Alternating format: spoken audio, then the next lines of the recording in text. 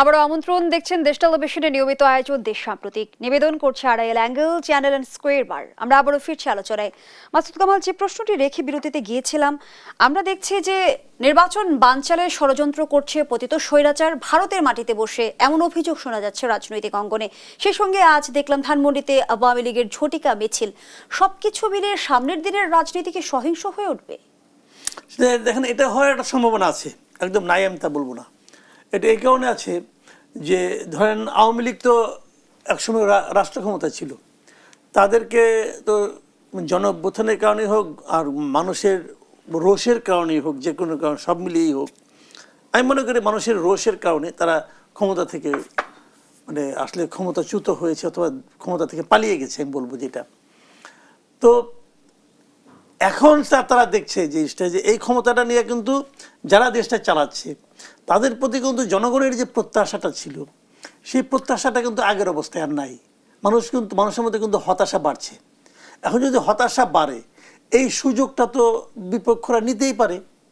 যারা ক্ষমতা থেকে পতিত হয়েছেন তারা কি নানাভাবে চেষ্টা করবেন না ফিরে আসার জন্য? করবেন তো। তারা নানাভাবে চেষ্টা করতেছেন। তাদের কি কি আছে এখন দেখেন, ধরেন আপনি, তাদের হাতে অপরিমিত অর্থ আছে। তারা দেশ থেকে লুটপাট করে কিন্তু বিপুল পরিমাণ অর্থ নিয়ে গেছে ভাই। এরা সবাই নিয়ে গেছে। যারা গেছে বিদেশে গেছে, খায় কি? ধরেন ইন্ডিয়ায় গেছে, খায় কি? ইন্ডিয়ায় তো চাকরি করতে পারবে না, তারা ইন্ডিয়া বসে খায়, দুই এক পুরুষ খাইতে পারবে এমন টাকা তাদের আছে। কাজেই তাদের হাতে তো অপরিমিত অর্থ আছে। আর দ্বিতীয়ত হলো, এই দেশেও আওয়ামী লীগের কিছু নীরব সমর্থক আছে, যারা যেতে পারে নাই মাঠ পর্যায়ের, মিড লেভেলে কিছু কর্মী আছে যারা নাকি সুবিধা পাচ্ছিল, তারা আবার সুবিধা ফিরে পেতে চায়। এরকম হতেই পারে। কাজে ওখান থেকে টাকা দিলে তারা এখানে, এখন যে বলে না, টাকা দিলে নাকি কাঠের পুতুলো নাকি জিব্বা নাড়ে, তো এখানে টাকা পেলে অনেকেই মাঠে নামবে না। এটা খুব অস্বাভাবিক কিছু না। এখন প্রশ্নটা হলো কি, এগুলো দেখে আমরা কি করব? আমরা কি ভীত হব? আমরা কি গর্তে লুকাবো? নাকি আমরা সরকারকে বলবো তোমরা এটাকে প্রতিহত করো? এখন সরকার এটা প্রতিহত করতে পারছে না, সরকার ব্যস্ত অন্য কিছু নিয়ে। সরকার তো এগুলো নিয়ে ব্যস্ত না।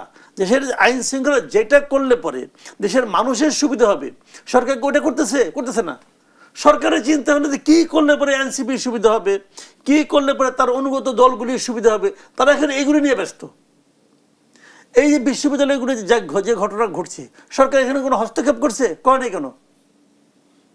শুনেন, একটা দেশে, আমি এটা প্রায় বলি, একটা দেশের সবচেয়ে বড় মাস্তান হলো গিয়ে সরকার। সরকারের হাতে সমস্ত জায়গায় তার লোক আছে, তারা চাইলে এগুলি কন্ট্রোল করতে পারে না। তো যদি না পারে তাহলে বুঝতে হবে দুইটা, একটা হলো যে সকল পর্যায়ে প্রশাসনের উপর তার কোনো কন্ট্রোল নাই, অথবা তার সেই যোগ্যতাই নাই, তারা জানেই না কি করতে হবে। তো এই যে বিষয়গুলো, এগুলো তো ঘটছে। সরকারের অযোগ্যতার কারণে হোক অথবা ইচ্ছাকৃতভাবে হোক, যে কোনো ঘটতে দিচ্ছে, দিয়ে তারা আবার অন্য কোনো ইস্যু ক্রিয়েট করতে চায় কিনা, এদিকে বরং আমাদের সাধারণ মানুষের নজর রাখতে হবে, তারা আসলে কী চায়। আজকে ওদের একটা ঝটিকা মিছিল হয়, এবং এটা ঝটিকা মিছিল তো হতে দেওয়ার আইন নাই। আপনি যেভাবেই করেন, আইনটাকে আমি কালো আইনই বলি। এই যে নির্ভয়া আদেশ, একটা পলিটিক্যাল পার্টিকে নিষিদ্ধ করাটা, রাজনৈতিক কার্যক্রম নিষিদ্ধ, কার্যক্রম নিষিদ্ধ করা, এটা আমার কাছে কালো আইন মনে হয়। কিন্তু কালো আইন হোক আর সাদা আইন হোক আর হলুদ আইন হোক, যেটা আইন যতক্ষণ পর্যন্ত আইনটা চেঞ্জ না হবে ততক্ষণ পর্যন্ত এই আইনে মানবো ভাই, আমার মানতে হবে এই দেশের নাগরিক হিসাবে। তো ওনারা তো আওয়ামী লীগের কার্যক্রম নিষিদ্ধ করছে, আওয়ামী লীগের পলিটিক্যাল অ্যাক্টিভিটিস নিষিদ্ধ করছে। তো যেটা চললো, এটা তো ঠিক কাজ হয় নাই, এটা অন্যায় হয়েছে। তো অন্যায় থামানোর দায়িত্ব কার? সামনে থেকে আমি দাঁড়াবো দুই হাত তুলে, তো আমার শেষ হয়ে যাবো, আমি তো গণপিটুনির মধ্যে পড়বো। এটা থামানোর দায়িত্ব গভর্নমেন্টের। গভর্নমেন্ট থামায় না কেন? এটা তো গভর্নমেন্ট থামানো। গভর্নমেন্ট এটা থামাতে গেলে আমরা যদি বলতাম না থামানো আপনার ঠিক হচ্ছে না, তখন আপনি আমাদের দোষ দিতে পারতেন। কেউ দোষ দিচ্ছে না। তো এখন বিষয়গুলো হলো কি, গভর্নমেন্ট হয়তো এগুলো হতে দেয়, আমার তো ধারণা হতে দেয়, দিয়ে নিয়ে বলবে এই যে সরকারের স্বার্থ কি আসলে? হ্যাঁ, এসব ঘটনার সরকারের স্বার্থ কি? আপনি বলছিলেন হতে দেয়, এই কারণে তখন বলা যায় যে আমরা তো ঠিক মতো কাজ করতে পারছি না, কারণ আমরা তো শান্তিতে থাকতে পারছি না, আন্দোলন হচ্ছে, এরা এগুলি করতেছে, নির্বাচনের পরিবেশ নাই, অমুক নাই তমুক নাই বলে নিয়ে নিজের যে অক্ষমতাটা বিভিন্ন ক্ষেত্রে, এখান থেকে একটু দায় মুক্তির চেষ্টা করে। এটা হতে পারে। যেমনটি স্বরাষ্ট্র উপদেষ্টা জানিয়েছে যে অন্তর্বর্তী সরকার দায়িত্ব গ্রহণের পর 123টি সংগঠন 1604 বার সড়ক অবরোধ। আচ্ছা, ওনার কথা আলোচনা না করলে হয় না? এই ভদ্রলোকটা আলোচনা করা মানে জানেন, মানে আমার কাছে মানে মনে হয় যে আমি এটা সময় নষ্ট করতেছি। উনি যে কি বলেন, কি করেন, কেন বলেন ভাই কিছুই বুঝি না। মানে অন্য পৃথিবীর যে কোনো দেশ হলে পরে ওনাকে চিফ মানে মানে গভর্নমেন্টের যিনি সরকার প্রধান বলতেন, ভাই আপনি আমাদের মাফ করে দেন, কিন্তু ওনার কথা আলোচনা আমি করতে চাই না ভাই। ওনার কথা দাদা আলোচনা করুন। কিন্তু মাসুদ কামাল, আমার সুনির্দিষ্ট যে বিষয়ে প্রশ্ন, যে ১৬০৪ বার সড়ক অবরোধ করা গেল কিভাবে? আসলে সরকার কি নমনীয় ছিল নাকি সামাল দিতে ব্যর্থ ওনারা ওই হয়েছে? কাজটাই করছে, সড়ক অবরোধ না থামাইয়া ওই গুনাগুনি করছে যে কতবার হইল। ১৬০৪ বার আছে, ঠিক আছে, আরেকটা হলে পরে ১৬০৫ বার হবে, তাহলে আমার অজুহাত আরো পুক্ত হবে। তারা এগুলি করছে, কাজের কাজ কিছু আর করে নাই। আমি আপনাকে আরেকটু বিরক্ত করি, স্বরাষ্ট্র উপদেষ্টার আরেকটি মন্তব্য যদি আমি একটু বলবেই সে। কোট করি, সেটি হচ্ছে পুলিশ মানবিক হলে সহিংসতা, কঠোর হলে সমালোচনা হচ্ছে। উনি নতুন নতুন পুলিশের দায়িত্ব পেয়েছে তো এই জন্য এটা বলে।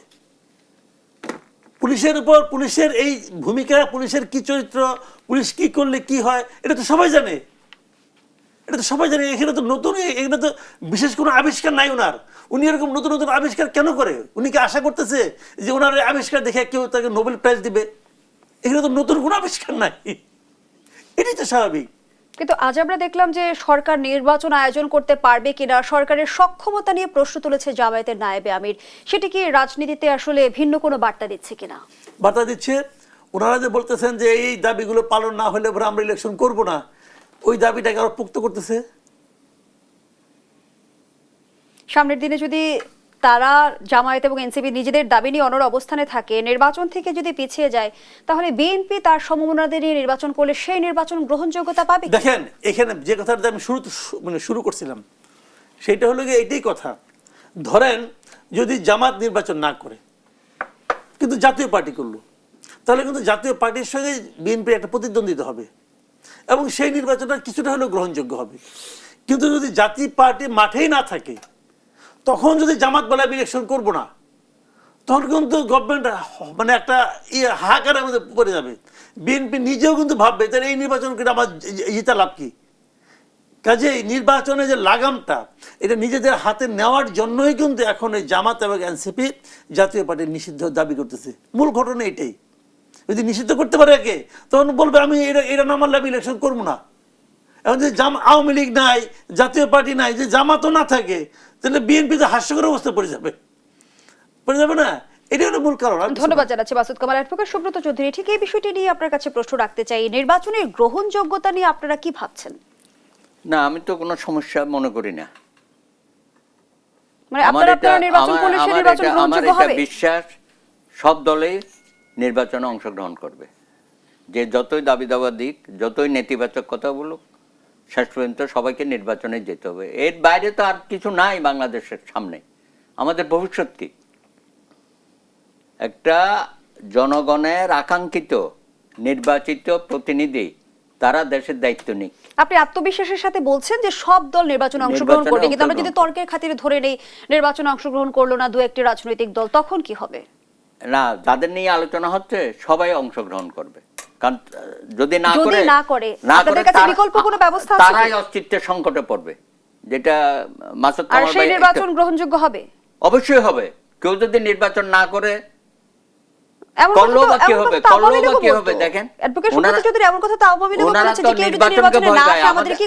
সমস্যা হচ্ছে কয়েকটি দল, বিশেষত জামাত এবং এনসিপি, তারা হঠাৎ করে এখন নির্বাচনকে ঠেকানো বা নির্বাচনে না যাওয়া এগুলো হুমকি তুমকি দিচ্ছে কেন? কারণ নির্বাচনটা হয়ে গেলে পরে তাদের অবস্থানটা বোঝা যাবে, জনগণের সাথে তাদের সম্পৃক্ততা এবং তারা কতটুকু জনপ্রিয়তা অর্জন করেছে সেটা বোঝা যাবে। সেই কারণে তারা এইসব কথাবার্তা বলতেছে। আরেকটা হইতে পারে, এখানে নানান ধরনের হিসাব নিকাশ হচ্ছে না? কি হিসাব নিকাশ? যেমন ধরেন ইসলামিক দলগুলো তারা একটা সমঝোতার মধ্যে এসে গেছে, প্রায় বক্তব্য আমরা শুনতেছি। আবার তার সাথে নূরের দল বা এনসিপি তারাও সম্পৃক্ত হতে পারে, বা আর কয়েকটি দল সম্পৃক্ত হতে পারে, এগুলো আমরা দেখতেছি। সুতরাং শেষ পর্যন্ত দেখবেন যে একটা পোলারাইজেশন হবে। একদিকে বিএনপি থাকবে, তার কিছু যুগপৎ আন্দোলনে যারা আছে তারা থাকবে, আরেকদিকে ইসলামিক দলগুলো, জামাতে ইসলামী সহ তারা আরেকটা মোর্চা এখানে করবে হয়তোবা।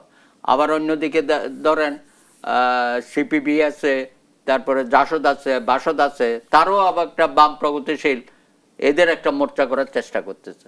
আলটিমেটলি বাংলাদেশে আগামী ফেব্রুয়ারি মাসে একটা নির্বাচন হবে এবং গ্রহণযোগ্য নির্বাচন হবে এবং বহু দল এবং জোট এই নির্বাচনে অংশগ্রহণ করবে। কারণ মানুষ এই গত 15 বছর তার ভোটাধিকার প্রয়োগ করতে পারে নাই। শুধু তো জাতীয় সংসদ নির্বাচন না, স্থানীয় সংসদ নির্বাচনেও কোনো ধরনের ভোট সেভাবে হয়নি, প্রতিযোগিতামূলক নেই। সুতরাং আমার মনে হচ্ছে যে ফেব্রুয়ারি মাসে অবশ্যই বাংলাদেশের নির্বাচন হবে। যদি নির্বাচন না হয় কোনো কারণে, তাহলে বাংলাদেশের পরিস্থিতি আরো একটা ভয়াবহ প্রধান উপদেষ্টা কিন্তু এমনটি বলেছে যে নির্বাচন ছাড়া কোনো বিকল্প নেই। কেউ যদি নির্বাচনের কোনো বিকল্প নিয়ে ভাবে সেটা হবে জাতির জন্য বিপজ্জনক। কেউ কি নির্বাচনের বিকল্প নিয়ে ভাবছে কিনা, এই শঙ্কা কেন? আমি প্রশ্নটি আপনার কাছে রেখে যাচ্ছি, বিরতির পর ফিরছি। দর্শক, দেশ সাম্প্রতিকের রিপোর্ট যে আবারও বিরতিতে যাচ্ছি, সাথেই থাকুন। নির্বাচন ছাড়া কোনো বিকল্প নেই মন্তব্য করে প্রধান উপদেষ্টা জানিয়েছেন, কেউ যদি নির্বাচনের বিকল্প নিয়ে ভাবে তবে সেটি হবে দেশ ও জাতির জন্য গভীর বিপজ্জনক। রাজনৈতিক দলগুলোর সাথে বৈঠক শেষে প্রধান উপদেষ্টার বরাত দিয়ে এমনটি জানিয়েছেন প্রধান উপদেষ্টার প্রেস সচিব। তিনি আরও জানান, রাজনৈতিক দলগুলোকে নির্বাচন নিয়ে প্রধান উপদেষ্টা তার প্রতিশ্রুতির পুনর্ব্যক্ত করেছেন। সেই জায়গা থেকে আমরা দেখছি রাজনৈতিক দলগুলো নিজেদের দাবি জানিয়েছে প্রধান উপদেষ্টার কাছে। কিন্তু বর্তমান বাস্তবতায় রাজনৈতিক অঙ্গনে যে সহিংসতা, যে সংকট, যে উত্তপ্ত পরিস্থিতি বিরাজ করছে, এই বৈঠকের মধ্য দিয়ে রাজনৈতিক অঙ্গনে স্বস্তি ফিরবে কি? এই প্রসঙ্গে আমাদের আজকের আলোচনা। দর্শক, আমি ফার্নাস জুই সবাইকে আমন্ত্রণ জানিয়ে শুরু করছি দেশ টেলিভিশনের নিয়মিত আয়োজন দেশ সাম্প্রতিক। নিবেদন করছে Arail angle channel and square বার। কোন পথে বাংলাদেশ, এই শিরোনামে আজকের আলোচনা এগিয়ে নিতে স্টুডিওতে আছেন দুজন সম্মানিত অতিথি। চলুন একে একে পরিচিত হই। আছেন অ্যাডভোকেট সুব্রত চৌধুরী, নির্বাহী সভাপতি গণফোরাম। সেই সঙ্গে আরও আছেন মাসুদ কামাল, সিনিয়র সাংবাদিক ও কলামিস্ট। দুজনকে আমন্ত্রণ জানাচ্ছি আজকের আলোচনায়। অ্যাডভোকেট সুব্রত চৌধুরী, আপনাকে দিয়ে আলোচনাটা শুরু করি। বেশ কিছুদিন ধরেই আমরা দেখছি রাজনীতির সদরে অন্দরে শুধুই আমরা দেখছি যে উত্তপ্ত পরিস্থিতি বিরাজ করছে। সেখানে বলা যাচ্ছে রাজনৈতিক অঙ্গনে তেমন কোনো সুখবর আমরা দেখছি না। নির্বাচনের সময় ঘোষণা হয়ে গেছে, তারপরও নির্বাচন নিয়ে সন্দেহ সংশয়ের অবসান হচ্ছে না। রাজনৈতিক দলগুলোর মাঝে মত পার্থক্য, সবকিছু মিলিয়ে এই যে বৈঠক হলো আজকে তিনটি রাজনৈতিক দলের সাথে প্রধান উপদেষ্টার, কিছুটা শান্তির বার্তা ফিরে আসবে কি? আমি তো নির্বাচন প্রশ্নে কোনো সংকট দেখছি না, কারণ নির্বাচন কমিশন ইতিমধ্যে সুনির্দিষ্টভাবে তাদের রোডম্যাপটা ঘোষণা করেছে এবং নির্বাচনের সূচি অর্থাৎ শিডিউল যেটা বলে সেটা ডিসেম্বরের প্রথমার্ধে দেওয়ার কথা তারা বলেছে। আর সরকারও তো মোটামুটি প্রস্তুতি নিচ্ছে, আইনশৃঙ্খলা বাহিনী এবং সেনাবাহিনী তারাও বলছে যে তারা প্রস্তুত নির্বাচনের জন্য। এমনকি কেউ কেউ বলেছে যদি ডিসেম্বরেও নির্বাচন হয় তাহলে যারা অক্সিলারি ফোর্স হিসেবে কাজ করবে এই নির্বাচনে তারাও বলেছে যে আমরা সম্পূর্ণ প্রস্তুত আছি। তো এর মধ্যে যারা নির্বাচনটা ভণ্ডুল করতে চায় বা নির্বাচনকে কোনো দূরবর্তী সময়ে নিয়ে যেতে চায়, তারা রাজনৈতিক মাঠে নানান বিষয়ে কথাবার্তা বলতেই পারে, তাদের দাবি দেওয়া থাকতে পারে। আজকে যে আলোচনা হয়েছে সেখানে তো সুনির্দিষ্টভাবে আপনিও শুনেছেন, আমরাও দেখলাম, জামায়াতের নায়েবে আমির প্রশ্ন রেখেছেন দেশে একটি নীল নকশার নির্বাচনের দিকে যাচ্ছে কিনা। না, উনি তো বলতেই পারে, কারণ ওরা তো নির্বাচনে কি বলবো, মুখে বলছে নির্বাচন পিআর পদ্ধতি ছাড়া করবে না, গণপরিষদ নির্বাচন, সংবিধান সংস্কার নির্বাচন, কত কথাই তো বলছে ওনারা এবং এনসিপি। বাস্তবতা হচ্ছে এখনো পর্যন্ত সেইভাবে সুনির্দিষ্টভাবে কোনো দল কোনো প্রার্থী ঘোষণা করে নাই। কিন্তু আমরা সকলেই জানি এই জামাতে ইসলামী একমাত্র দল যে সারা দেশে 300 আসনে তারা প্রার্থী দিয়েছে এবং প্রার্থীদেরকে অলরেডি তারা মাঠে নামিয়েছে। আমাদের বন্ধুবান্ধব যারা হাইকোর্টে প্র্যাকটিস করেন জামাতের, প্রায় 15 জনের মতো আমাদের কাছে বলেছে যে তারা এলাকায় প্রার্থী হয়েছে এবং তারা কাজ শুরু করেছে। আমি তো মনে করি এগুলো দ্বিমুখী আচরণ।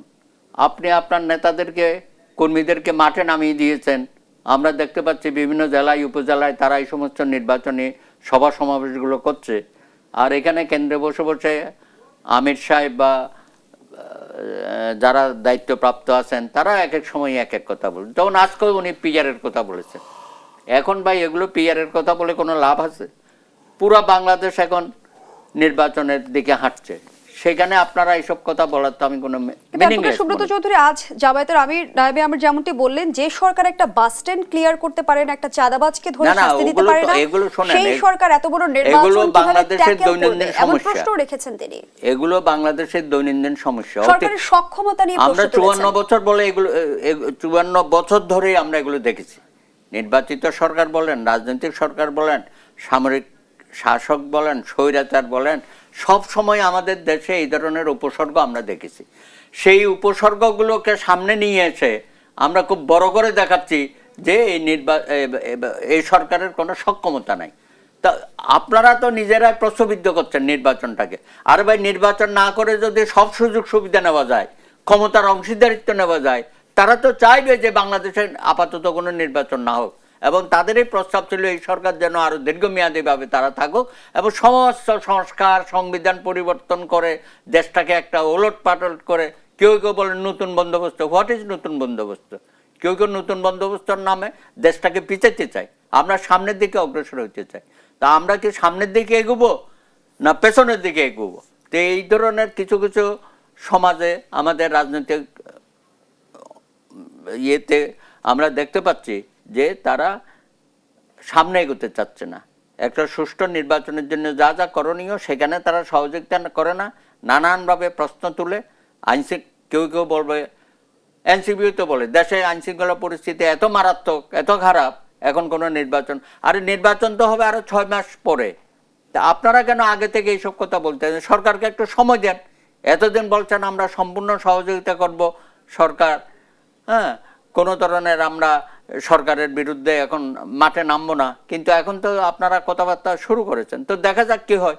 আলটিমেটলি হবে কি, নির্বাচনও হবে, ওনারাও সুরসুর করে সবাই নির্বাচনে আসবে, একটা শান্তিপূর্ণ পরিবেশে বাংলাদেশের নির্বাচন। আমি খুবই আশাবাদী নির্বাচন অবশ্যই হবে। যারা ক্ষমতার সুবিধাভোগী তারাই নির্বাচন বিলম্বিত করার চেষ্টা করছে, বিলম্বিত করবে এবং নানান ধরনের ছাড়া ক্ষমতার সুবিধাভোগী হওয়া সম্ভব কি? সেটাই তো কথা। নির্বাচন ছাড়া কিভাবে আপনি ক্ষমতার অংশীদারিত্ব দাবি করেন? এবং হচ্ছেও তাই, আমরা তো জানি। এখন যে ক্ষমতা ভোগ করছে যারা ক্ষমতার সুবিধাভোগী, সরকারের আনুকূল্য না পেলে কি সেটি সম্ভব? সেটাই তো আমাদের কথা। এনসিপির যারা আছে তারাও তো সরকারের বিভিন্ন জায়গায় বসে আছে, এবং সেখানে যে কি ধরনের কর্মকাণ্ড হচ্ছে আমরাও জানি, দেশবাসীও জানে।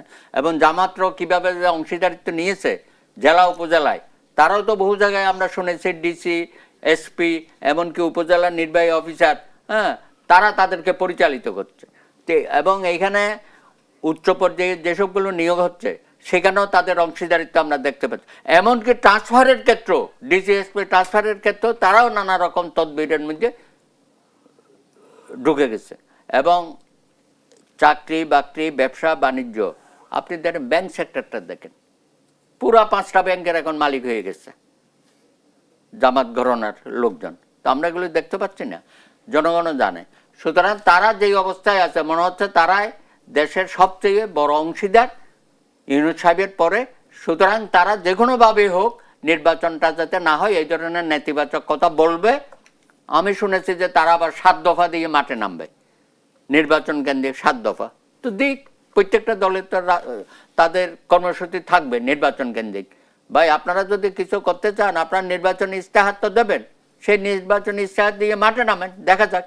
এবং জনগণ যদি আপনাদের ইস্তেহারের পক্ষে ভোট দেয় তাহলে আমরা দেখব যে আপনারা সরকার গঠন করতে পারবেন, সেইভাবে আপনারা অগ্রসর হন। কিন্তু আমরা সব সময় দেখব যে কিছু দল থাকে তারা নির্বাচনের বিমুখ, এবং নির্বাচন করলে পরে জনগণও বুঝতে পারবে কার জনপ্রিয়তা কতটুকু। সেই কারণে তারা নির্বাচন থেকে দূরে সরে থাকতে চায়, এবং সরকারকেও অনেক সময় নানান ঘটনাবলীর মধ্য দিয়ে বিতর্কিত করবে, বলবে যে বাংলাদেশে কোনো পরিবেশ নাই।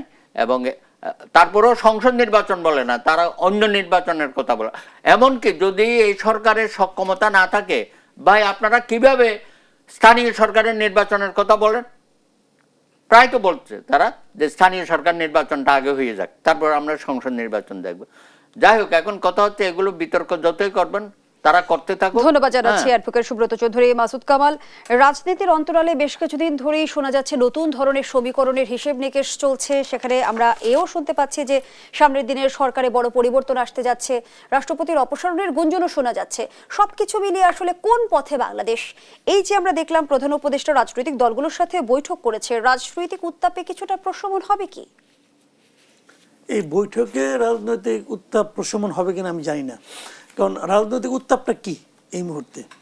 এই মুহূর্তে রাজনৈতিক যে উত্তাপ যদি আমরা বলি, সেই উত্তাপটা হলো জাতীয় পার্টিকে নিষিদ্ধ করা, এই মুহূর্তে উত্তাপ যেটা। এবং আমি মনে করি এটা এই মুহূর্তের সবচেয়ে বড় রাজনীতি, কারণ জাতীয় পার্টিকে নিষিদ্ধ করতে চায় জামাত, চায় এনসিপি, চায় গণ অধিকার পরিষদ, চায়, এরা খুব প্রকাশ্যেই চায় এবং এরা আলটিমেটাম দিচ্ছে। এবং এরা চাইলেই বাংলাদেশে অনেক কিছু হয়, আগে যা কিছু হয়েছে এদের চাওয়ার কারণে হয়েছে। কাজে এরা এটা চাওয়ার জন্য আগামী দিনগুলোতে আমার ধারণা বেশ জোরে সোরে মাঠে নামবে। ডক্টর ইউনূস তো এই অজুহাতে কিছু একটা করেও দিতে পারেন। এই মুহূর্তে রাজনৈতিক উত্তাপ যদি বলি, এটা উত্তাপ, আর বাকি কোনো উত্তাপ নাই। কিন্তু জাতীয় পার্টিকে ঘিরে যে আওয়ামী লীগের পুনর্বাসনের প্রক্রিয়া শুরু হয়েছে, এমন ধরনের গুঞ্জন রাজনৈতিক অঙ্গনে ভেসে বেড়াচ্ছে, এর সত্যতা আছে কি? পুনর্বাসন জিনিসটা কি রে ভাই? জাতীয় পার্টিকে কেন্দ্র করে আওয়ামী লীগের পুনর্বাসন কিভাবে সম্ভব? কিভাবে? মানে শেখ হাসিনা কি জাতীয় পার্টিতে জয়েন করবে, নাকি ওবায়দুল কাদের জয়েন করবে? কিভাবে হবে পুনর্বাসন? বোঝান আমার আপনি। বরঞ্চ আমি দেখতেছি জাতীয় পার্টি ভেঙে আরেকটা নিজেদের মতো গৃহপালিত জাতীয় পার্টি তৈরির একটা প্রচেষ্টা চলছে। ওই যে আনিসুল ইসলাম মাহমুদ, রুহুল আমিন হাওলাদার অথবা মুজিবুল হক চুন্নু, এদের নিয়ে আরেকটা জাতীয় পার্টি করার চেষ্টা করছে। এই লোকগুলো তো সবসময় ক্ষমতার সুবিধাভোগী, এদের নিয়ে দেখবে এরা কিন্তু কোনো প্রবলেম নাই, এদের নিয়ে করলে কোনো সমস্যা নাই। মূল কথাটা হলো যে আমার জন্য কে কে হুমকি। এখানে জামাত এনসিপি যদি আমি ধরি, এদের জন্য জাতীয় পার্টি হুমকি। কিভাবে হুমকি? সহজ হুমকি। দেখেন এখন যতদিন পর্যন্ত ইলেকশন আলোচনা হচ্ছিল, সবাই কিন্তু ধরে নিয়েছে যে জামাত হয় ক্ষমতায় যাবে, যার সম্ভাবনা আমার বিবেচনা 0.5%, আর না হয় সেকেন্ড হবে, তার সম্ভাবনা মোটামুটি ভালোই আছে। এটা আমার বিবেচনা ছিল আর কি। এনসিপি লাফালাফি করবে ইলেকশনের আগের দিন পর্যন্ত, যেদিন ইলেকশন শেষ হবে ওই দিন ওনাদের ফাঁপানো বেলুনটা ফুস করে ফুটে যাবে, তারপরে এনসিপিটা খুঁজে পাবেন না, ইলেকশন দিন থেকেই শেষ। এই ছিল আমার বিশ্লেষণ। এখন ওটা চেঞ্জ হচ্ছে কিভাবে? জামাত মনে করতেছে, ওরা মনে করতেছে, কিন্তু আমি শুধু শিওরিটি দিচ্ছি না, মনে করতেছে যে এই ইলেকশনে তো নৌকা মার্কা নাই, তাহলে নৌকার ভোটগুলি কি হবে? কিছু লোক তো আছে যারা নৌকাকে ভোট দেয়। এখন তারা যদি সবাই জামাতকে ভোট দেয়, তাহলে জামাত এই ইলেকশন হয়ে যাবে, তারা কিন্তু ক্ষমতায় চলে আসবে। তারা যদি বিএনপিকে ভোট দেয়, তাহলে বিএনপি আরও মানে এককভাবে ক্ষমতায় আসবে। তারা যদি জামাতকে ভোট দেয়, জাতীয় পার্টিকে ভোট দেয়, তখন কি হবে? ওই ভোটগুলো যদি লাঙলে পড়ে, তো জামাত তো 3 নম্বর, ছাগলের 3 নম্বর বাচ্চা। তো এটা তো জামাত ভাই এখন এত তারা ক্ষমতা ভোগ করতেছে। দেখেন এখন এই মুহূর্তে কিন্তু জামাত, জাতীয় পার্টি, এনসিপি কেউ কিন্তু ক্ষমতা নেই, ক্ষমতা আছে ডক্টর ইউনূস, তাই না? বাট ভার্চুয়ালি আমরা দেশের চেহারাটা কি দেখছি? প্রশাসন এবং আইন শৃঙ্খলা রক্ষাকারী বাহিনী এবং বিভিন্ন জায়গায় এই ক্ষমতাটা কিন্তু ভোগ করতেছে এনসিপি আর জামাত। অর্থনৈতিক বিভিন্ন খাতগুলিতে এনসিপি আর জামাত এরা ক্ষমতাটা ভোগ করতেছে। আর প্রত্যন্ত অঞ্চলে চাঁদাবাজিতে মোটামুটি এককভাবে বিএনপি চ্যাম্পিয়ন হয়ে গেছে, মানে ভাগ বাটোয়ারা করে মোটামুটি হচ্ছে। সবকিছু চলছে। এখন যদি একটা পলিটিক্যাল গভর্নমেন্ট আসে, যে গভর্নমেন্টে আসুক, যে আসবে সে সব দখল করবে। আর বাদ বাকিরা কি হবে? বাদ বাকি তো কোনো নাই, আওয়াজ নাই, পাত্তা নাই। এখন বাদ বাকি যারা আছে, যারা মনে করতেছে যে আমি তো ক্ষমতায় যাব না, তো তারা তো আতঙ্কিত অবস্থায় আছে। আরেকটা বিষয় আছে, সেটা আমি বলি তাহলে কি আপনাকে। রাজনৈতিক অপকর্ম চলতেই থাকবে, এর কোনো অবসান হবে না? এটা কেমন অবসর? মানুষ চেঞ্জ করছেন। ধরেন দাদা হলেন একটা পার্টি প্রধান, যতক্ষণ পর্যন্ত উনি আছেন ততক্ষণ পর্যন্ত পার্টি ওনার মতো করে চলবে, ওনার মতো করে চলবে না। এটি তো স্বাভাবিক রে ভাই। যদি উনি না থাকে, যদি অন্য একজন ঢোকান, তো তার মতো করে চলবে। তাহলে গণঅভ্যুত্থান থেকে আমরা কোনো শিক্ষা নেইনি? নেবো না, কোনো শিক্ষা নিছি, এতে কোনো কাজ হইল না। এটা তো শিক্ষা, এটা বিরাট শিক্ষা। তো বিরাট শিক্ষা না? একটা ঘটনা বলি শোনেন। এই যে চট্টগ্রাম বলেন, ময়মনসিংহ বলেন, মারামারি এটা কার সঙ্গে হচ্ছে? স্টুডেন্টদের সঙ্গে মারামারি হচ্ছে গ্রামবাসীদের। কেন গ্রামবাসীরা স্টুডেন্টদেরকে পছন্দ করতেছে না কেন? এটি শিক্ষা। কিন্তু বেশ কিছুদিন ধরেই তো আমরা রাজনৈতিক অঙ্গনে এক ধরনের আলোচনা শুনেছি যে আগামী নির্বাচনে জাতীয় পার্টিকে বিরোধী দলের আসনে বসানোর কোনো গোপন প্রচেষ্টা আরে চালানো ভাই, হচ্ছে? গোপন প্রচেষ্টাটা কি? কোনো চুক্তি হয়েছে? কোনো চুক্তি হয়েছে? তাহলে কিসের প্রচেষ্টা? কে প্রচেষ্টা করতেছে? জাতীয় পার্টি গিয়ে যে শেখ হাসিনার সঙ্গে আলাপ করছে, চুক্তিটা কি? পাবলিক শুনেন, ভোটে পার্টি, ভোটের পক্ষ কাটা, একদল ভোট আয়োজন করে, সেই ভোটে পলিটিক্যাল পার্টিগুলো ক্যান্ডিডেট দেয়, এবং আরেকটা পক্ষ হলো ভোটার, তারা যে ভোট দেয়। এখন আপনি যদি ভোটারদের যে আকাঙ্ক্ষা যদি সেটাকে গুরুত্ব না দেন, তাহলে ভোটাররা আগের মতো করে কাজ করবে। এখন আমি এই কথা বলে নিয়ে অনেকে বিপদে পড়ছে, অনেকে আমাকে বলে এই কথা আপনি কী কারণে বলেন। আমি বলেছিলাম যে এই দেশে কমপক্ষে 1 কোটি লোক আছে, কমপক্ষে, যারা জীবনে কোনোদিন নৌকা মার্কা ছাড়া অন্য কোনো মার্কায় ভোট দেয় নাই। এটা আমি বলছি ভাই, আমি এর দায়িত্ব। নৌকার ভোট কিন্তু অনেক বেশি, কিন্তু অনেক ভোট আছে যারা নাকি ফ্ল্যাকচুয়েট করে, আজকে এখানে দেয়, কালকে ওখানে দেয়, আজকে নৌকায় দেয়, পরের দিন ধানের শীষে দেয়, বিভিন্ন পার্টিতে দেয়। 24 গণঅভ্যুত্থানের পরেও তারা নৌকা মার্কায় ভোট দিতে চাইবে? আমি তো বলতেছি রে ভাই, আবার নতুন করে প্রশ্ন করেন না, আমি এটাই কইছি। আমি এটাই বলছি যে কমপক্ষে 1 কোটি লোক আছে যারা নৌকা মার্কা ছাড়া অন্য কোনো মার্কায় ভোট দেয় নাই। আপনি বলেন যে আমি গুনে আসছি, না আমি গুনে আসি নাই, বাট আমি আমার আশেপাশের লোকজনের সঙ্গে তো আমি কিছু তো বুঝি রে ভাই। 36 বছর ধরে তো সাংবাদিকতা করি, মানুষ সেই যে চলি, বুঝি কিছু কিছু। তো এই লোকগুলির জন্য আপনি কি বিকল্প রাখছেন? যে ইলেকশনে ভোট দিতে যায়, সে যে ব্যালট পেপারটা পাবে, সেই ব্যালট পেপারে তার জন্য বিকল্পটা কি আছে? তার জন্য কোনো বিকল্প নাই। তারপরে আপনি বলতেছেন এটা নাকি ঐতিহাসিক ইলেকশন হবে। ঠিক আছে, হবে। আপনি যখন বলছেন আপনি নোবেল টোবেল পাইছেন, আপনি তার ভুল বলবেন না, মানলাম এটা ঐতিহাসিক নির্বাচন হবে। তখন যাদের কাছে বিকল্প নাই, তারা যদি মনে করে যে আমার মন্দের ভালো হিসেবে আমি এখানে দিব, অথবা তারা যদি মনে করে কাউকে শিক্ষা দেওয়ার জন্য আমি এখানে ভোট দিব, যদি মনে করে, সে মনে করাটাকে আপনি ষড়যন্ত্র বলবেন? কি বলবেন ভাই? কিন্তু মাসুদ কামাল, আমরা তো শুনতে পাচ্ছি যে ভারতের মাটিতে বসে নির্বাচন বানচালের এক ধরনের ষড়যন্ত্র চলছে, আওয়ামী লীগকে ফেরানোর এক ধরনের নীল নকশাও করা কোথায় হচ্ছে। শুনতে পাচ্ছেন এটা? সেই সঙ্গে আমরা আবার দেখলাম জাতীয় দৈনিকে নিশ্চয়ই আপনি অবগত আছেন, এমন খবর প্রকাশিত হয়েছে। কোথায় শুনতে পাচ্ছি? এবং কে বলছে এটা? ধানমন্ডিতে আমরা দেখলাম আজ আওয়ামী লীগের ঝটিকা মিছিল হলো। সবকিছু মিলিয়ে রাজনীতিকে কি বার্তা দিচ্ছে? সামনের দিনের রাজনীতির মেরুকরণটাকে আরো জটিল হয়ে উঠবে? প্রশ্নটি থাকছে আপনার কাছে বিরতির পর। আচ্ছা, ঠিক ফিরছি আছে। দর্শকদের সাম্প্রতিকের এই পর্যায়ে বিরতি নিচ্ছি, সাথেই থাকুন। আমন্ত্রণ, দেখছেন দেশ সাম্প্রতিক। আমরা আবারও ফিরছি আলোচনায়। অ্যাডভোকেট সুব্রত চৌধুরী যে প্রশ্নটি রেখে বিরতিতে গিয়েছিলাম, যেমনটি প্রধান উপদেষ্টা বলেছেন, নির্বাচন ছাড়া কোনো বিকল্প নেই। কেউ যদি নির্বাচনের কোনো বিকল্প নিয়ে ভাবে, সেটি হবে জাতির জন্য বিপজ্জনক। কারা নির্বাচনের বিকল্প নিয়ে ভাবছে? কেন এই আশঙ্কা? না, আমার তো সেরকম কিছু আমি দেখছি না।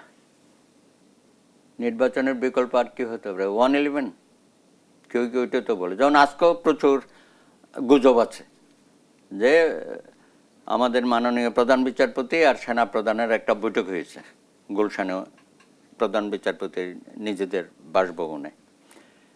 সেটা নিয়েও দুপুর থেকে অনেক চাওয়ার হচ্ছে আর কি। তারপরে এই সরকারের জায়গায় একটা নির্বাচনকালীন সরকার গঠন করার কথাবার্তা বাজারে আসছে। তা আসলে কোনোটার মধ্যে সত্যতা নেই। এই সরকারেই থাকবে এবং তারাই অন্তর্বর্তীকালীন বা ইন্টারিম গভর্নমেন্ট হিসাবে আগামী নির্বাচন পর্যন্ত তারা কাজ করে, এবং সরকার সে লক্ষ্যে কাজ করে। তারা তো আজকেও সেটাই বলেছে। সুতরাং এর বাইরে অন্য কোনো এজেন্ডা বাংলাদেশে কেউ করছে কি না সেটা আমার চোখে ধরা পড়ে নাই। তবে আপনি এমনি আলাপের মধ্যে বলছিলেন যে বাইরে থেকে কেউ কেউ দিল্লিতে বসে কেউ করতে পারে, বা নিউ ইয়র্কে বা লন্ডনে বসে নানা রকম বক্তব্য প্রচার হচ্ছে, আমরা দেখতে পাচ্ছি। তো এগুলো তো এমনকি কলকাতায় বসে কেউ কেউ অফিস করলে নাকি সেখানে কার্যক্রম পরিচালনা করছে। আবার আজকেও আমাদের ধানমন্ডি এলাকায় একটা ঝটিকা মিছিল হয়েছে। এগুলো হইতেই পারে, সবসময় তো আমরা এগুলো দেখেছি। তো এইতে করে নির্বাচন ভণ্ডুল হয়ে যাবে, সেটা সরকারের পক্ষ থেকে তো বলা উচিত না। উনি কেন বললেন এবং সেটা তিনি জাতিকে কি বার্তা দিতে চান? অথবা এমনও হইতে পারে যে তিনি জাতিকে হয়তো এমন কোনো বার্তা দিতে চান যে জাতি যেন এইসব বিষয়ে এইসব ষড়যন্ত্রের বিষয়ে ঐক্যবদ্ধ থাকে। স্বরাষ্ট্র উপদেষ্টা জানিয়েছে যে কার্যক্রম নিষিদ্ধ হওয়া একটি রাজনৈতিক দল চায় আগামী নির্বাচনকে বানচাল করতে, এজন্য হঠাৎ আইন শৃঙ্খলা পরিস্থিতির অবনতি হয়েছে। না, উনি তো বলতে পারে এটা, কারণ তাদের কাছে খবরটা বেশি। তো নির্বাচন বানচাল করার চেয়েও ওই প্রবাসে বসে যারা হুমকি টুমকি দিচ্ছে তারা তো ইউনূস সাহেবকে ফেলে দেওয়ার কথা বলেছে, যে এর ফেলে দিতে হবে। তো এর ফেলে দিয়ে কি বিকল্প তারা করতে চায় সেটা তো বলতেছে না, বা উনি টুপ করে ঢুকে পড়বে, কখন ঢুকে পড়বে, এগুলো ওনার নেতাকর্মীদেরকে উজ্জীবিত রাখার জন্য হয়তো বলেন আর কি। কিন্তু আমার কথা হচ্ছে সেই ধরনের পরিস্থিতি বাংলাদেশে হবে না। 1 বছর হয়ে গেছে, এই জন্যই আমরা বলেছিলাম যে নির্বাচনটা ডিসেম্বরের মধ্যে দিয়ে দিতে। হ্যাঁ, সেটা তো ওনারা করলেন না। শেষ পর্যন্ত ফেব্রুয়ারিতে ওনারা মনস্থির করেছেন, এবং এখন মনে হচ্ছে তারা মোটামুটি খুবই অ্যাফার্মেটিভ ওয়েতে এগুচ্ছে। তো এই নির্বাচন করে, নির্বাচনকে সামনে রেখে নতুন কোনো ষড়যন্ত্র বাংলাদেশের অভ্যন্তরে হবে এবং সেই ষড়যন্ত্র করে তারা পার পেয়ে যাবে, এটা আমার মনে হয় না। হ্যাঁ, কারণ আমরা সবাই সজাগ আছি। আইনশৃঙ্খলা বাহিনী আগের চেয়ে মোটামুটি শক্ত অবস্থানে আছে, সেনাবাহিনী তো আছেই, তারও আর বেশি দিন মাঠে থাকতে চায় না। তারা তো বলেছে যে দ্রুততম সময়ে আমাদেরকে বেরাকে পাঠিয়ে দেন। কারণ এইখানে আমাদের জনগণের মধ্যেও একটা অস্বস্তি দেখা যাচ্ছে নানান কারণে। সেই অস্বস্তিটা দূর করার জন্যই আমাদের নির্বাচনটা খুবই ধন্যবাদ জানাচ্ছি অ্যাডভোকেট সুব্রত চৌধুরী। মাসুদ কামাল, সঙ্গত কারণে অন্তর্বর্তীকালীন সরকার যতদিন ক্ষমতায় থাকবে তাদের দুর্বলতাও তত বেশি দৃশ্যমান হতে থাকবে। বিভিন্ন পরিস্থিতি সামাল দেওয়ার ক্ষেত্রে অন্তর্বর্তীকালীন সরকারের দুর্বলতা যত বেশি প্রতীয়মান হবে, জুলাই গণঅভ্যুত্থান নিয়ে তত বেশি বিভ্রান্তির সুযোগ সৃষ্টি হবে বলে মন্তব্য করেছেন বিএনপির ভারপ্রাপ্ত চেয়ারম্যান তারেক রহমান। আমি আপনার কাছে প্রশ্ন রাখতে চাই, বিগত সময় আমরা দেখেছি যে জুলাইকে ব্যবহার করা হয়েছে রাজনৈতিক উদ্দেশ্যে। আমরা বিভিন্ন সময় দেখেছি যে স্বার্থসিদ্ধির উদ্দেশ্যেও জুলাইকে ব্যবহার করা হয়েছে। এখন কি আসলে জুলাই অস্বীকারের রাজনীতি শুরু হলো? অস্বীকারের কথা আসছে কেন? তারেক রহমান যে কথাটা বলছে এটা তো জুলাইকে অস্বীকার করার কোনো বিষয় না। তারেক রহমানের বক্তব্য একদম ঠিক। উনি যেটা বলেছেন যে যতই দিন যাবে ততই এই সরকারের জনপ্রিয়তা কিন্তু ধীরে ধীরে কমতে থাকবে। উনি যেটা বলেছেন এটা হলো গিয়ে গত 1 বছরে আমরা যেটা দেখেছি। দেখেন, এই সরকার তো আসলে মনে করেন দেশ চালানোর জন্য তাদের পূর্ব অভিজ্ঞতা আছে তা তো না। এটা একটা বেসিক্যালি একটা আনারি টাইপের গভর্নমেন্ট আর কি। এই ধরনের গভর্নমেন্ট সম্ভব হয় 3 মাসের জন্য। এই যে গভর্নমেন্ট 3 মাসের জন্য মানে সম্ভব, সেই গভর্নমেন্টকে যদি আপনি 2 বছর 1.5 বছর চালাতে দেন তাহলে তো শেষ দিকে এসে টায়ার্ড হবেই, এবং এটাই স্বাভাবিক, এটা অস্বাভাবিক কিছু না। এবং তারেক রহমান ঠিকভাবে পয়েন্ট আউট করেছেন যে যতই দিন যাবে ততই তারা মানে আপনার ক্লান্ত হতে থাকবে। জুলাই গণঅভ্যুত্থান নিয়ে বিভ্রান্তি সৃষ্টি হবে, এটা হবে এই কারণে। হ্যাঁ, এটাও হবে। আমি বলি কেন হবে। এটা হবে এই কারণে, সাধারণ মানুষ তো অত বুঝবে না। সাধারণ মানুষ বুঝবে আমাদের জুলাই গণঅভ্যুত্থানটা তো সাধারণ মানুষ করছে, ওটা তো ডক্টর ইউনূস করে নাই। এই জুলাই গণঅভ্যুত্থানে কিন্তু ডক্টর ইউনূস এবং তার যে ক্যাবিনেট, এদের কোনো ভূমিকা নেই, কিন্তু কোনো ভূমিকা নাই। এদের 2-1 ছাড়া কারো কোনো ভূমিকা নাই। এই যে স্বাস্থ্য উপদেষ্টা, এর কোনো ভূমিকা আছে? এই স্বরাষ্ট্র উপদেষ্টা, এর কোনো ভূমিকা আছে? কোনো ভূমিকা আছে ভাই? অর্থ উপদেষ্টা কোনো ভূমিকা আছে? এরা আন্দোলনের সঙ্গে ছিল? ফিজিক্যালিও ছিল না, মেন্টালিও ছিল না, ইন্টেলেকচুয়ালি ছিল না, কোথাও ছিল না। যোগ হয়ে গেছে, আর্টসের দায়িত্ব নিয়েছে, করুক কাজগুলো। এখন কিন্তু সাধারণ মানুষের কাছে কি মনে হবে? পাবলিক মনে করবে হাসিনাকে তারা ইউনূসকে আনছি। বুঝেন কিন্তু ব্যাপারটা? তো এখন যখন দেখবে যে এরা পারছে না, মানুষ যখন একটা চেঞ্জ করে তখন কিন্তু মানুষ চিন্তা করে কি যে আগে যা ছিল তার চেয়ে অনেক ভালো কিছু হবে। এখন যখন দেখছে যে অনেক ভালো কিছু হচ্ছে না, তখন তারা কিন্তু বলবে কি খালি ইউনূসকে দোষ দিবে তারা, কিন্তু পাশাপাশি তারা এটাও বলবে তাহলে আমরা এত কষ্ট করে লাভ কি হলো, তাহলে এত জীবন দিয়ে লাভ কি হলো, তাহলে এত রক্ত দিয়ে লাভ কি হলো, এগুলো কিন্তু বলতে থাকবে। তাতে কি হবে? ইউনূস সাহেব তো থাকবে না, আলী ইমাম মজুমদার ঘরে যে শুয়ে পড়বো, ঘরে শুয়ে আসছিল, শোয়ার থেকে নিয়ে আসছিল, আবার যে শুয়ে পড়বে, কোনো প্রবলেম নেই কিন্তু এদের কোনো প্রবলেম নেই। প্রবলেমটা হবে যে এই যে গণ অভ্যুত্থানটা, এই গণ অভ্যুত্থান শব্দের প্রতি মানুষের মধ্যে একটা ভীতি চলে আসবে, এবং উনি ওই কথাই বলছেন, এবং খুব মানে রাইটলি বলছেন এই কথাটা। কাজে এখানে কোনো ষড়যন্ত্র নাই। ওনারা যতদিন থাকবে, যেমন এখন কি হয়েছে, স্টুডেন্টরা এত বড় একটা আন্দোলন করছে না? সাধারণ মানুষের কাছে জিজ্ঞাসা করে দেখেন, তারা স্টুডেন্টদেরকে শুরুতে যেরকম মাথায় তুলে নাচছিল, এখন নাচে না ভাই। অথচ স্টুডেন্টরা কি খুব কিছু করছে? করে না কিন্তু। মানে ডক্টর ইউনূসের সরকারের প্রতিটা ব্যর্থতা সাধারণ মানুষের কাছে আন্দোলনের ব্যর্থতা হিসেবে প্রতিভাত হবে। এটাই স্বাভাবিক, এটা সারা দুনিয়াতে তাই হয়। যে কারণে অন্তর্বর্তীকালীন সরকারের উচিত কি, যে দ্রুততার সঙ্গে একটা নির্বাচন করে একটা গভর্নমেন্টকে দিয়ে দেওয়া। নতুন যখন গভর্নমেন্ট আসবে, ওই গভর্নমেন্টের যে ভুলগুলো, ওটা তো জনগণের ভুল। তখন বলতে পারবে যে জনগণ তো এদেরকে নির্বাচিত করছে, ভুল হলে জনগণ করছে। কিন্তু তখন কিন্তু জুলাই আন্দোলনের ভুল হিসেবে আসতো না। এটা ডিফারেন্সটা এই জায়গাটাতে। গণ অধিকার পরিষদের সভাপতি নুরুল হক নূরের উপর এমন বর্বর হামলা আওয়ামী লীগের সরকারের আমলেও ঘটেনি, যা এই সরকারের আমলে ঘটেছে। এর দায় দায়িত্ব সরকারকে নিতে হবে, এমন মন্তব্য করেছেন উপদেষ্টা আসিফ মাহমুদ সজীব ভুঁইয়া। এর আগে আমরা দেখেছি এই ঘটনায় আইন উপদেষ্টা ফেসবুক পোস্টে তীব্র প্রতিবাদ জানিয়েছে। আমার প্রশ্ন হলো, অভিযোগ আর তীব্র প্রতিবাদের মধ্য দিয়ে সরকারের দায় মুক্তি মিলে কি? কে জানি আজকে একদিন বলছে, কে জানি বলতেছিল যে এই সরকারটা আসলেই জনগণের সরকার। তারা বলতেছিল, জনগণও বলে যে কোনো আইনের শাসন নাই, সরকারও বলে কোনো আইনের শাসন নাই। জনগণও বলে এর দায় সরকারকে নিতে হবে, সরকারও বলে এর দায় সরকারকে নিতে হবে। এটি হলো প্রকৃত জনগণের সরকার, বুঝছে? এখন আসিফ মাহমুদ সজীব ভুঁইয়া কে? সে তো পার্ট অফ গভর্নমেন্ট,